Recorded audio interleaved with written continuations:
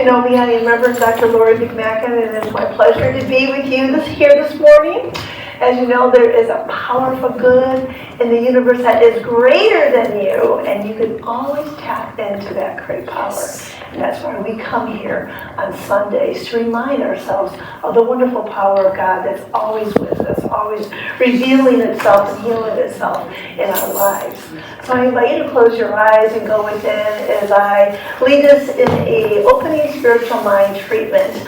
For I know there's only one life, and that life is God, and that life is so beautiful, and that life is so good. It is the grace of God that lives and moves and has it being in and through all things, everywhere in its fullest. And I know that I am that essence of God. I am the essence of love and light. I am the essence of beauty. I am the essence of the eternal good. And as I know this is my truth, I know this is the truth for each and every person here in this congregation. Each person is an individualized expression of the whole, expressing yourself uniquely and wholly every single day. For you are the light of God, you are the love of God. And we come together as one in community and in family to remind ourselves of the grace of God that is always expressing itself in our lives. We're always stepping in where God needs us to step in, whether it's the music or the food or the praying or the speaking, that we are all here together as one in one bright family to remind ourselves there's only one life, that life is God, that life is good, and that life is our life now. So I am just grateful for this perfect truth. I'm grateful for Reverend Kate DuVivier as she expresses the good of God that's always honoring our wishes in life. I'm grateful for Michael Paul Smith for stepping in, using his gifts and talents, and for Odie for saying yes, for her light to shine today. And I release my word into the law of mind, knowing that it is good, it is done, and it is grace. And together we say, and so it is.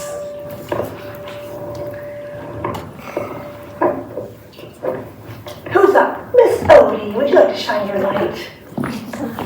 Here you go. Here's a microphone. Odie was just telling me how she kind of misses her audience and misses performing. I'm like, I know God's going to give you an opportunity soon enough. Oh, it's not on. Testing. Yeah, I just retired because my voice has kind of left me. I was just telling her I really miss seeing all the smiling faces looking at me. So you're going to join me. Help this tired old voice, this little light of mine. This little light of mine, I'm going to let it shine. This little light of mine, I'm going to let it shine. This little light of mine, I'm going to let it shine. Let it shine, let it shine, let it shine. One more time. This little light of mine, I'm going to let it shine. This little light of mine, I'm going to let it shine. This little light of mine, I'm going to let it shine. Let it shine, let it shine, let it shine.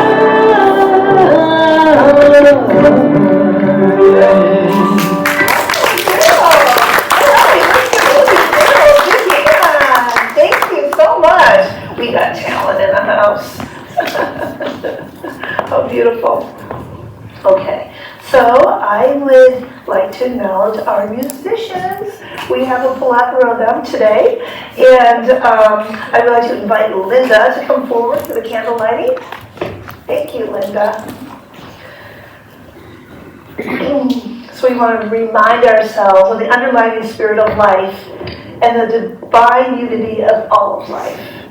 We light the candle for life. Life is everywhere present, flowing through each and every one of us. There's only one life. That life is God's life, and that life is our life now. Please affirm with me, I am life. We light the candle for love.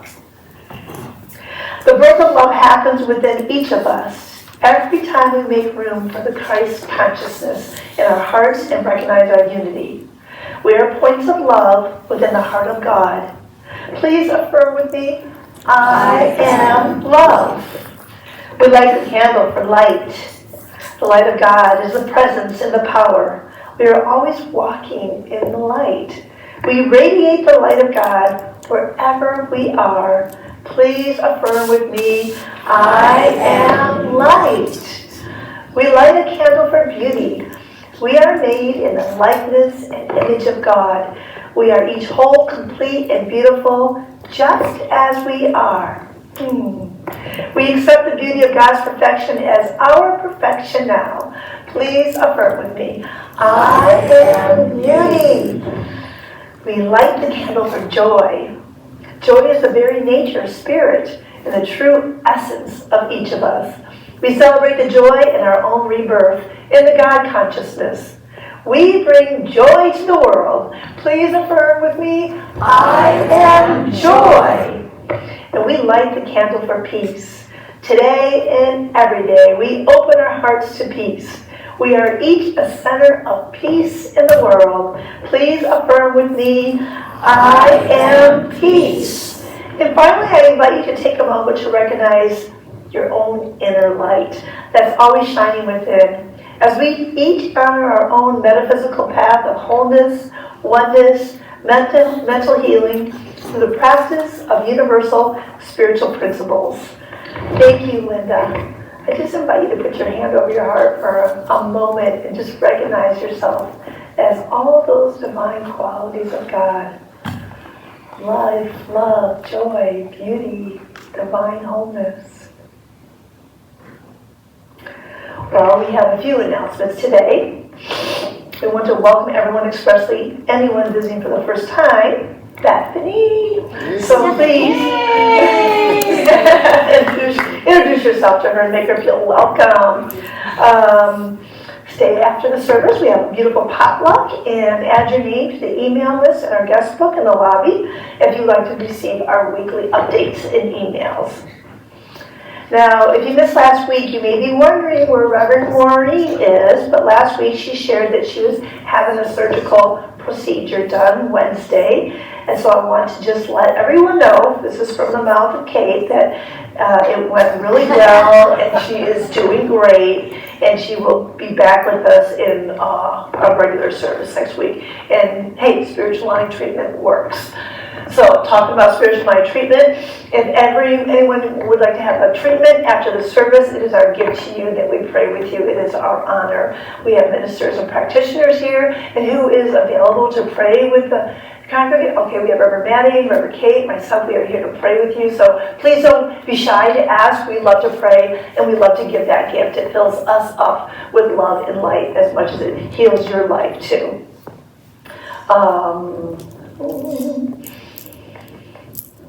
If you'd like to fill out a prayer request, you can do that in the lobby there. There's a prayer request box, and our team will pray over your prayer requests during the week. Today is Potluck Sunday. Everyone's invited to join us for lunch. So whether you brought anything or not, please stay and join us and have a family gathering. Oh, next week I will be speaking, and I'll be talking about the butterfly effect. My new 501c3, which I'm very excited to talk to you about, and about my 21-day journey in India and all the good and the grace that actually, because of you, people's lives have changed. And so I will be showing Reverend Maddie's well, and Jim Nassif has had a couple wells, and it's just more good, more blessings to continue to show up in India and all over the world because of you. So I want to thank you for that.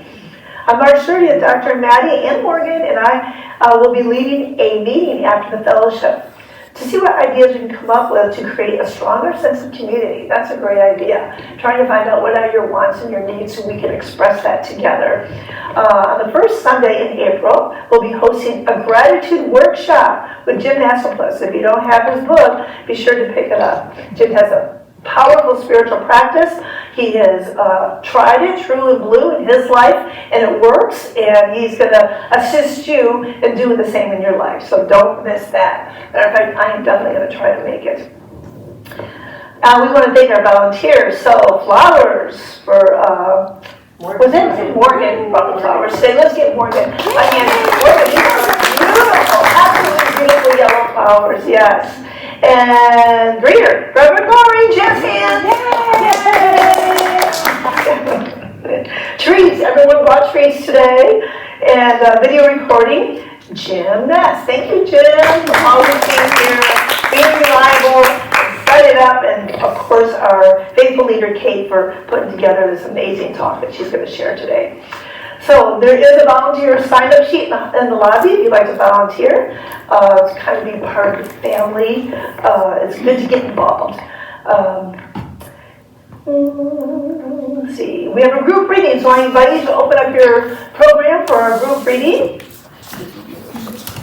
And let's read it out loud together. God is both visible and invisible. One presence, one mind, one power is all. This one that is all is perfect love and perfect abundance. I am an individualized expression of God. I am ever one with this perfect love, and perfect abundance. And now for our amazing musician. Thank you.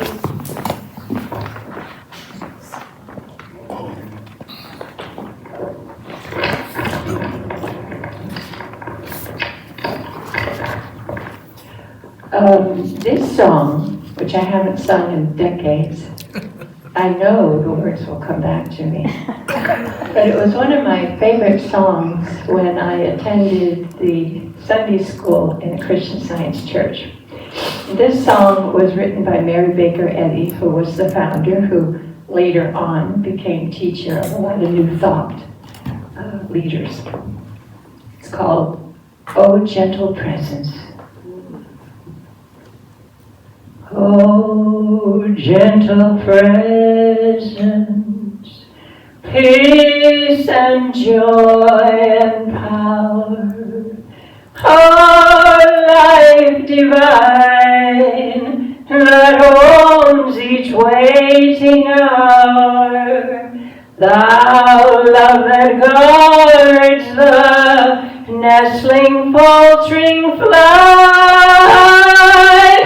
Hear now, my child, on upward wing tonight.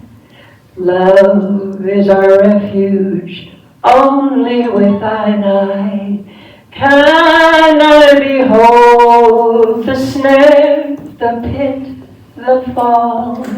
His habitation high is here and nigh. His arms encircle me and mine and all.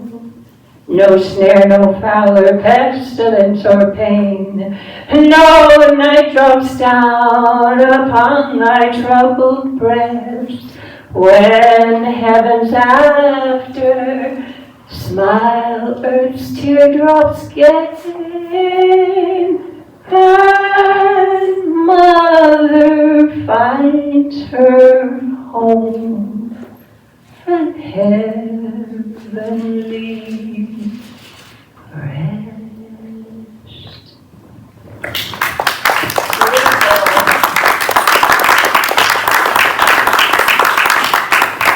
I don't think retirement's in your forecast, you might as well. Oh my goodness. Now we have our reader, inspirational reader, Morgan.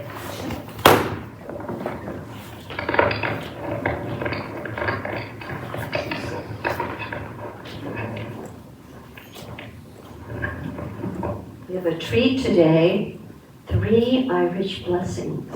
Oh.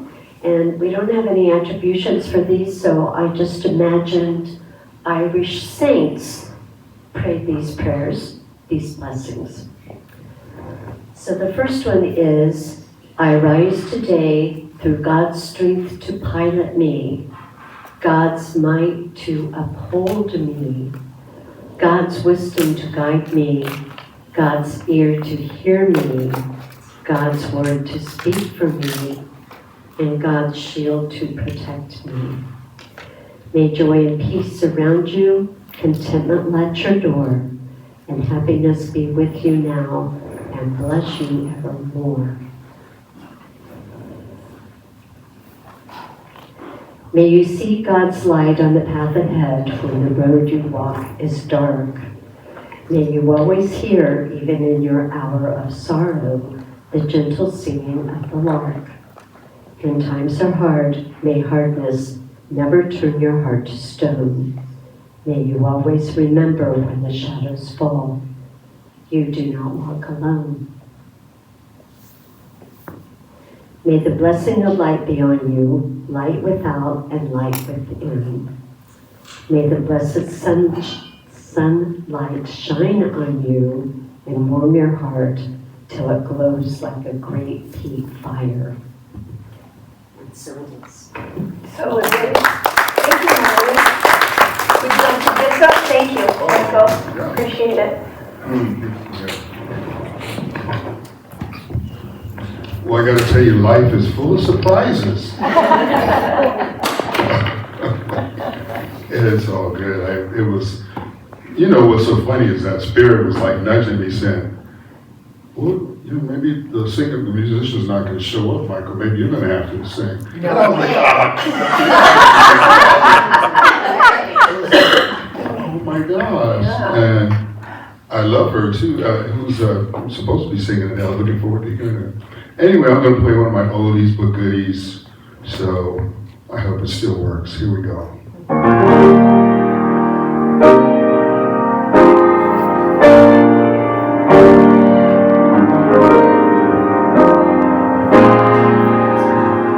In this moment, in this place, I remember who I am, letting fear and worry fall away from me. I open my eyes and I can see there is only your love. There is only your love. It's a love that heals, a love that sets me free. There is only your love.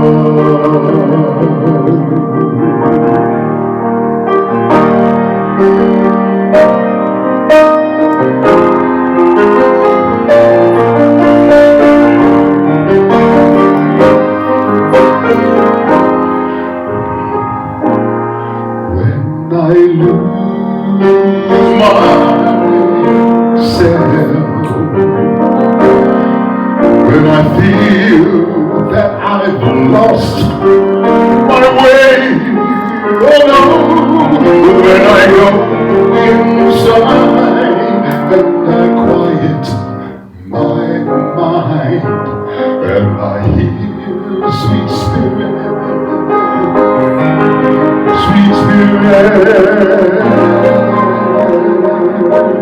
gently say, there is only love. Yes, there's only your love. It's a love that heals, a love that sets me free.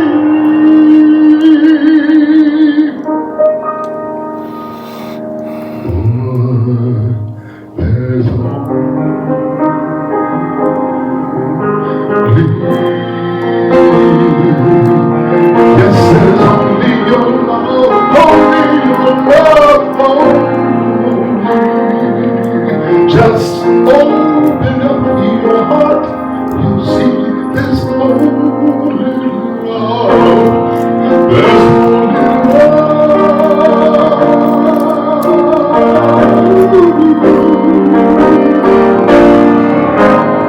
There's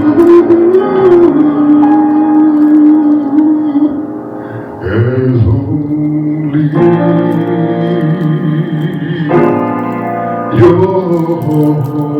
your love.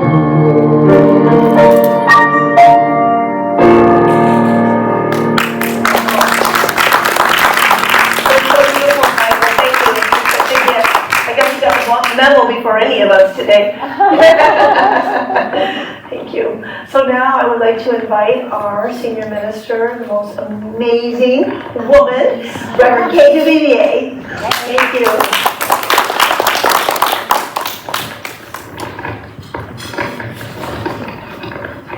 So, I better turn this off. Okay, so I'm only using one microphone now. Is that better? Okay. I never know how loud I am, so if I'm not loud enough, raise your hand and I'll start yelling. Good? Okay. And I'm sorry Jennifer didn't make it this morning, but I was sitting there and it's like, oh, this is like a real St. Patrick's Day party. People are just, spouting poetry and singing songs, and that's what it's all about. So it's a great morning, and I'm really glad to be here. And we are gonna have a really serious talk today. I have some important things to tell you, but first I have to ask you a couple of questions. So, why did St. Patrick drive the snakes out of Ireland? It was too far to walk. All right. Why do people wear shamrocks on St. Patrick's Day? Good luck. No, because real rocks are too heavy. Okay.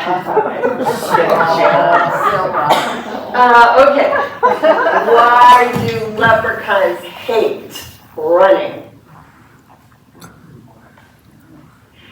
Because they like to jig, not jog. Right? Okay. That's it. So that's for the joke telling. I'm done. No, more. Yes, I did have a longer list, but I have to spare you. So, St. Patrick's Day is just about fun. It doesn't matter what its origins were. It's just a day for us to have some fun. And it doesn't matter if you're Irish. Everybody gets to wear green or, just do a little bit of fun stuff today.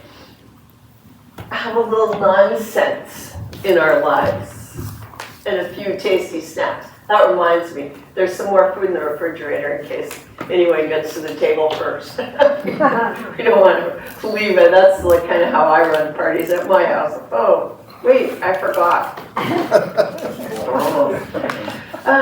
So, I have to say, even though I am among the millions of partly Irish Americans, I didn't know anything about Ireland when I was growing up, except for what I learned watching Darby O'Gill and the Little People. Has anybody seen that movie? Oh, and it's got a lot of leprechauns in it, and it's got wishes in it too. It's kind of a fun movie. It's old, of course, but what can go wrong with leprechauns and wishes, right? So if you get a chance to watch it, I recommend it. Not for really little kids, because I was scared when I saw it as a child. But anyway, I'm not going to spoil the plot of Darby O'Gill, because I know you're all going to watch it this week. But I am going to tell you another story about wishes, because there's so many stories, through like all time about getting a magic wish. So, once upon a time, there was a poor woodcutter who was searching for a tree to cut down so he could make some money. And he finally found one tree that looked just right. Not too big for him and not too small to be worthless. And just as he raised his axe, a little leprechaun came out and said, "Stop! Please don't chop down my home." Well, the woodcutter explained why he needed to do it. So the leprechaun said, "If you leave my tree alone, I will give you 3 wishes." Oh, well, woodcutter agreed to that. And so he went home and he told his wife all about it. And his wife said, "That is ridiculous." What a story. Tomorrow morning you're going back and cutting down that tree. Then she gave him a bowl of broth that she had made for their dinner. And he took one look at it and he sighed, "Oh, plain broth again. I wish we had some sausages." Suddenly, 2 sausages appeared on the table and he was so happy. He said, "Oh, look, my wish worked." And his wife said, "Yeah, but you wasted on sausages." Well, that made the woodcutter so angry. He said, "Well, I wish those sausages were on your nose." Uh-oh. Guess what happened? The sausages were stuck to her nose and they tried everything to get the sausages off her nose and they couldn't do it at all. And finally, the woodcutter said, "Oh, my 3rd wish is I wish the sausages were off of my wife's nose." And magically, there were the sausages right back on the table, leaving the woodcutter and his wife no better off, except maybe a little bit wiser. And they did have 2 nice sausages to go in their soup. All these stories about getting 3 magic wishes, the moral is always the same, right? Be careful what you wish for. Don't be a silly fool. Think about it. And really, that's super similar to what we teach here every single week. Be conscious of what you are thinking because your thoughts are creative. So I want to share another story, not a silly one, but it's another aspect of working with our wishes or our desires. In the New Testament, there's a story about Jesus visiting the pool of Bethesda, where it was said that people would go there because regularly an angel would visit the pool and stir up the water, and then whoever stepped into the pool first would be healed. So the story goes that Jesus went there and he saw a man lying near the side of the pool who actually had been coming there for years, waiting for his turn. And Jesus said to this man, "Do you want to be made well?" And the man answered, "Well, I don't have anyone to help me into the water, so someone else always steps into the water before me." And Jesus said, "Well, take up your bed and walk." And the man did. But this part I want us to pay attention to today is think about how when Jesus is said to have asked him, "Do you want to be healed?" the man just answered by telling Jesus the reasons why he could not be healed. He didn't even say yes or no. Instead, he basically said, "Well, I can't be healed. I have a problem." He was believing, he had an assumption that he could only be healed in one particular way, and that way wasn't possible for him. So when the story goes on that Jesus' next words were, get up and walk, I have to assume there might have been maybe a little more dialogue between, do you want to be healed, get up and walk. But at any rate, the man did it. That's what we're talking about when we say, I believe, heal my unbelief, Same idea. The man in the story had come to accept that healing without letting his limiting ideas get in the way. He did have a desire, a wish to be healed, but he first had to let go of his unbelief. He had to let go and get out of his own way. So, you know what a wish is, right? I mean, people have made wishes and had desires forever, I'm sure. Where do they come from?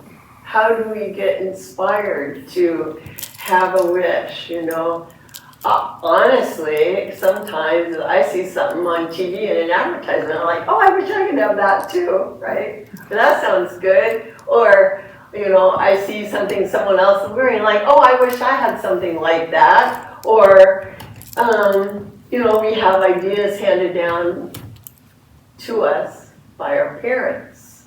You want to do this, you want to have that. And these can be sources of our wishes, or maybe we look at a movie star or some celebrity and we wish we could have some attribute that they have.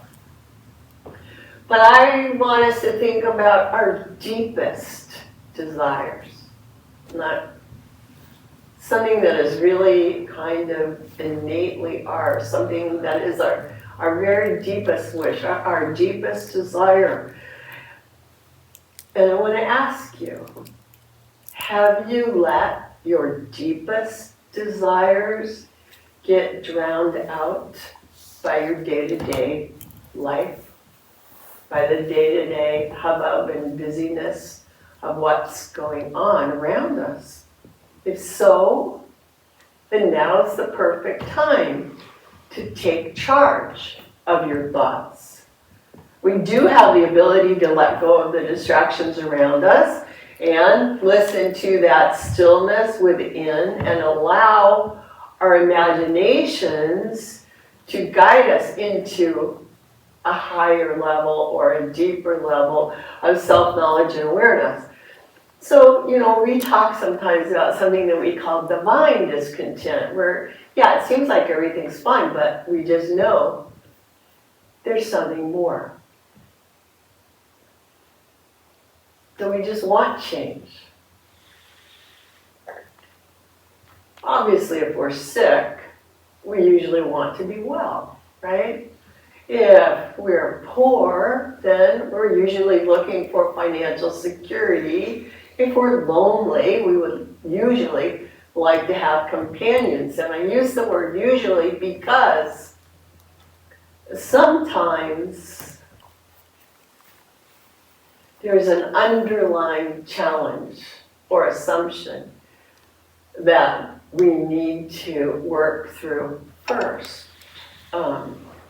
Just like the man who was waiting to be healed, but before he could be healed, he needed to let go of that assumption that he couldn't get well because he couldn't walk, and he couldn't walk to the pool, and therefore he couldn't get well, and it was like this circular thinking. You might have heard someone say, I'm pretty sure you've heard someone say, well, I'm too old to do such and such. Or, in this room, we might have heard someone say, I'm too young to do such and such. Or be.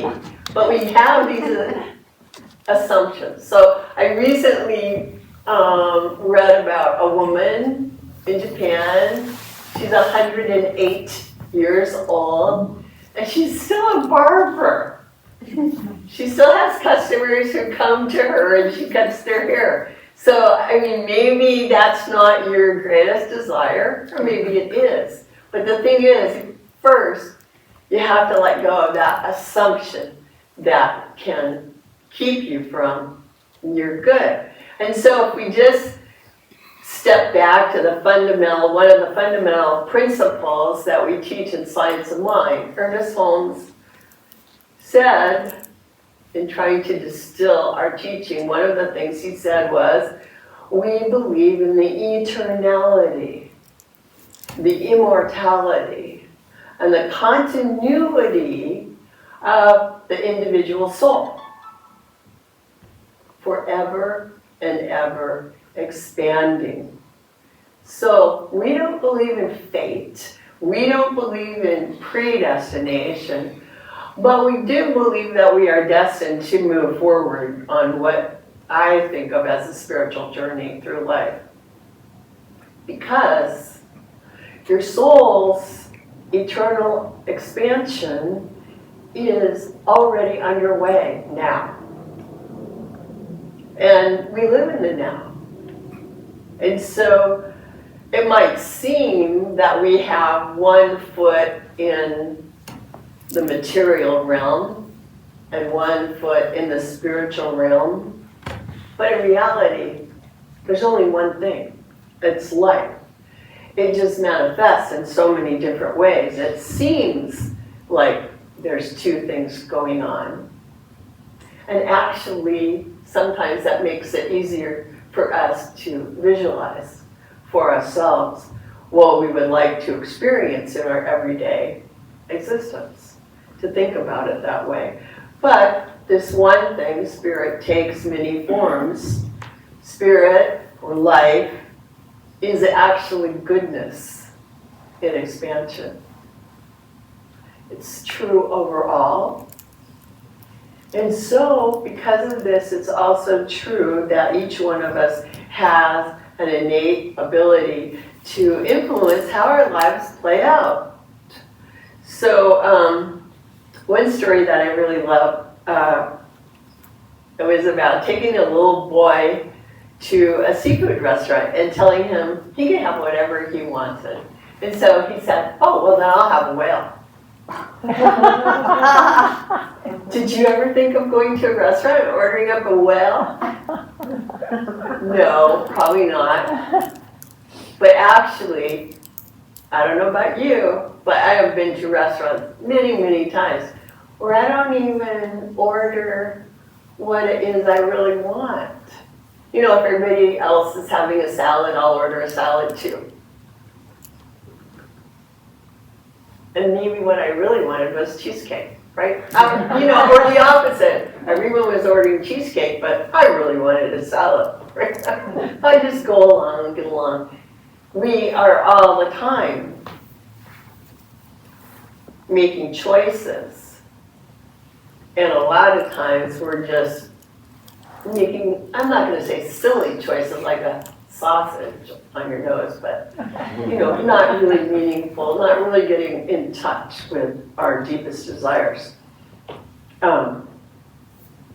Like cheesecake, yeah. I don't know. But just think about it. How many times have you been influenced by others or by those old voices in your head that say, don't overstep, don't reach out too far, you shouldn't do this or that, you know, or been influenced by the need to please other people, when really you're kind of wishing, unconsciously or consciously, that you maybe could have done something else entirely.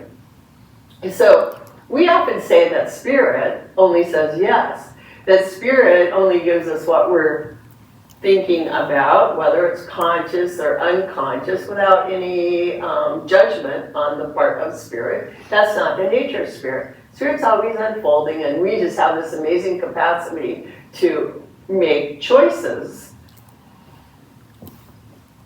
But a lot of times our choices are unconscious.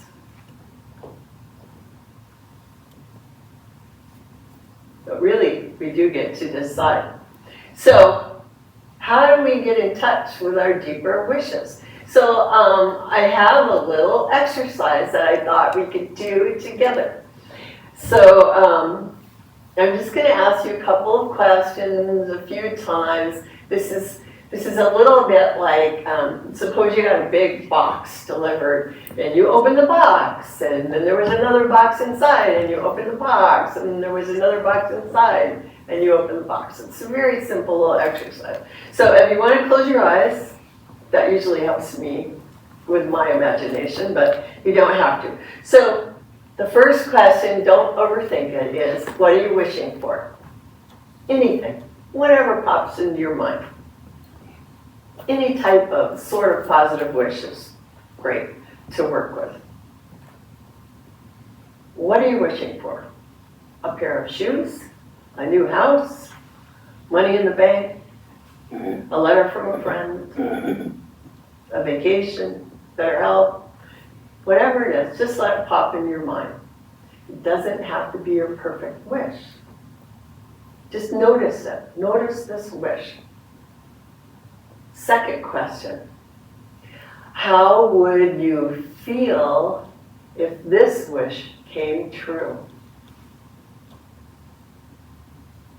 How would you feel if this wish came true?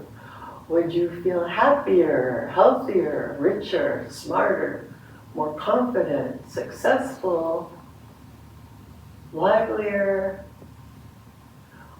Or would you feel something else?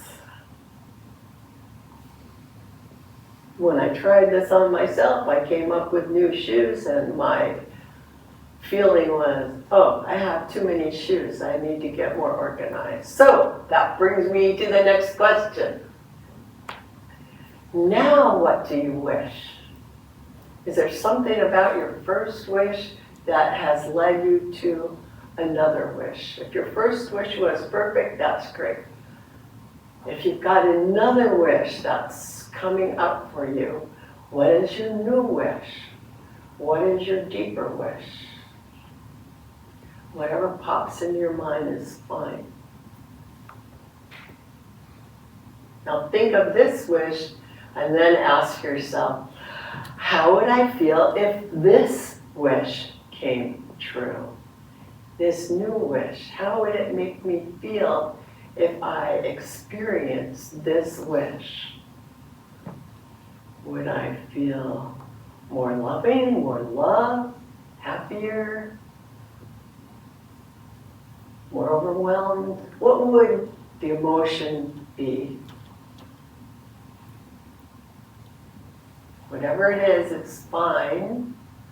Some of us might be like thinking, oh, this wish, well, I said I want to be organized, but actually what I want to do is have more time. So that brings me to your third wish. Do you have a third wish? A deeper wish? Just allow that third wish to emerge for you. What would your next wish be? What is your deeper wish? Just allow that to bubble up for you.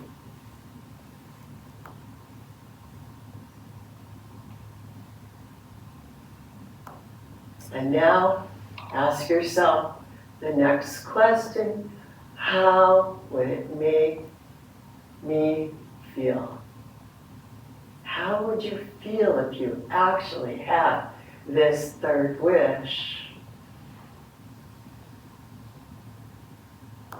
come true? If I could wave a magic wand and you had your wish come true, how would you feel?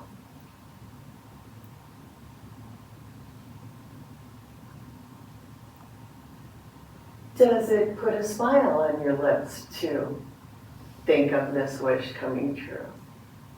Does it make you happy?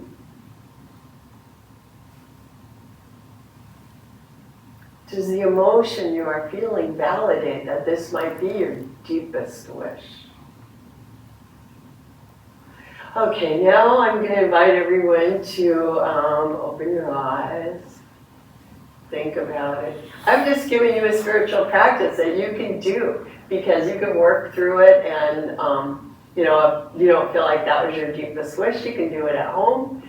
Maybe when I did it myself, I had to go through like 6 scenarios maybe before I got to my deepest wish, which was very unexpected. So I went, I'll just tell you mine so you have an idea. I went from I want a new pair of shoes to, oh, I want to spend some time writing poetry.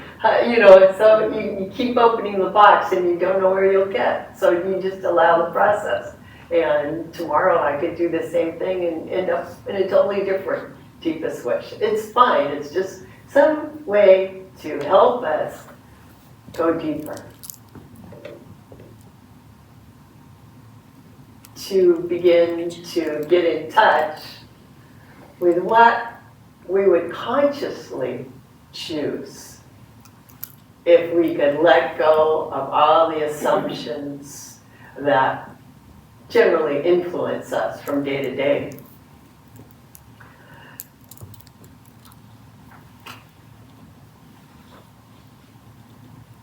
So, this works because, I mean, it works. It doesn't just work in order to get in touch with your wishes, but it works in a higher level because when we do bring into our consciousness this idea of what our good truly is, suddenly it's like a pin on a map, and that's where we're headed on our journey. So that's a way to know what you wish for, bring it into your actual consciousness, and then you will find that it creates a destination, just on its own, just knowing that. It's just like if I'm driving my car randomly around, I'm not going to get to Cleveland if that's where I don't know I want to go, right? Or whatever. You know, you've got to know where you want to go if you ever want to get there. That's why we call it creating a tendencies in our lives. In some cases, you can have an instantaneous, what we call healing, or changing of conditions. In other cases, it might be a while. I mean, obviously mine, if I want to write poetry, I can go home this afternoon and get out a pen and paper. That's instantaneous. Other things, maybe it will be a while. That's fine. There's no problem with that. We set the direction in which we are headed through our conscious decisions as we get clear about our deepest desires, our wishes, because getting clear about our wishes is important because nobody wants to end up with sausages on our nose. And so it is, that's it. So, happy St. Patrick's Day, everyone. Oh, I'm clapping for myself. Well, I'm clapping for happiness, that's all. So I'm happy that Michael Paul is just come right up here. I love it. So thank you, Michael Paul.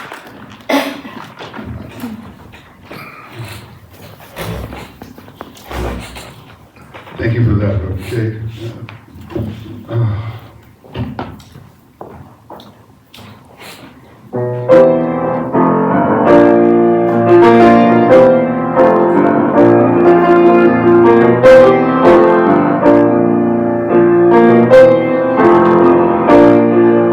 There's a power within, a voice that shapes your life. Creation begins with the thoughts in your mind. Just realize you're true. Open your eyes and see the world is made by you. You cause it to be. It is done as you believe. It's the word you speak that make it so to you. You plant the seed. It's the thoughts you think that make it grow. It is done unto you, and is done unto me. It is done as we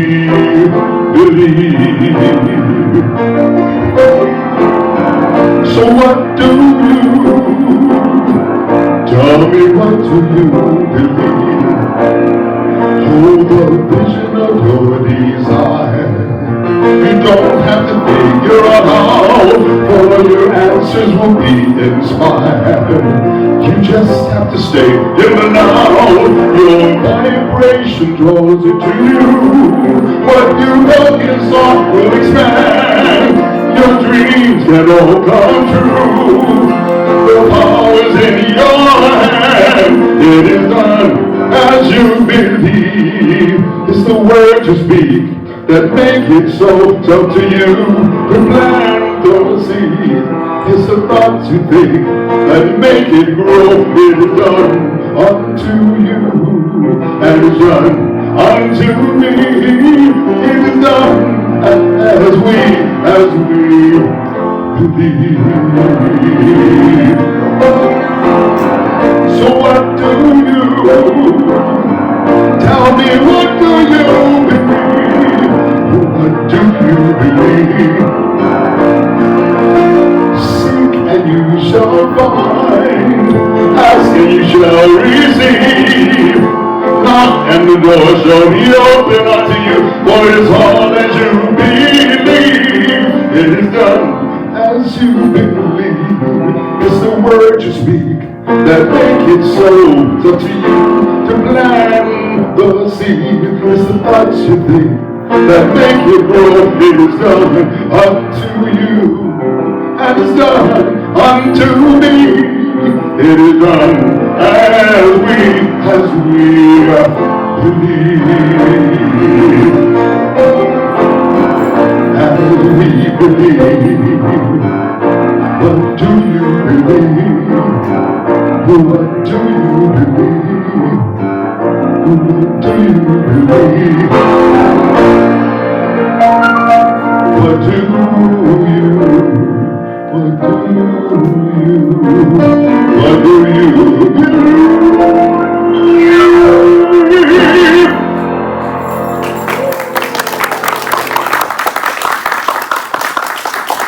That was perfect. I'm so glad you rehearsed that for us today. I mean, it's wonderful. It's wonderful. Thank you, Michael Paul. Okay, so now is our time for what we call conscious giving to help support our center. So in your program, we have a little saying. You can say this with me. Divine love flowing through me blesses and multiplies all that I have, all that I am, and all that I give. I know this is so, and so it is. I am so blessed. I am so blessed. I am so grateful for all that I have. I am so blessed. I am so grateful. I am so blessed. I am so blessed. I am so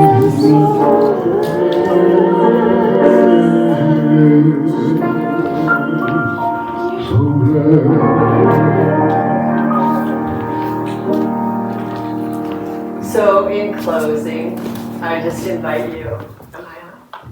Yes. I just invite you to know with me this beautiful truth, that this is a universe of spirit, that spirit is all there is, that each one of us is one with spirit, a beautiful individualization of spirit itself, that our lives are lived in, with, and for spirit. That spirit lives through us, for us, and as us. And that we have the ability to choose, to decide, to accept, and to claim our good. And knowing this, understanding this, I now claim wonderful, wonderful good unfolding for each and every person here, and for each and every person all over the world with whom we are connected in any way, I know that this good unfolds as peace, as loving kindness, as wisdom, and as joy, as beautiful, wonderful, perfect health, as beautiful, perfect, enjoyable relationships, as prosperity that enables us to do what we want to do when we want to do it. There is enough. We share, we take good care, and all is well. I know this is the truth, and so I turn my spiritual mind treatment over to spirit, knowing it has already been planted in the fertile soil of the divine mind, and that it blossoms in wonderful ways. This is the truth. I invite you to know it with me by saying together, And so it is. thank you, everyone.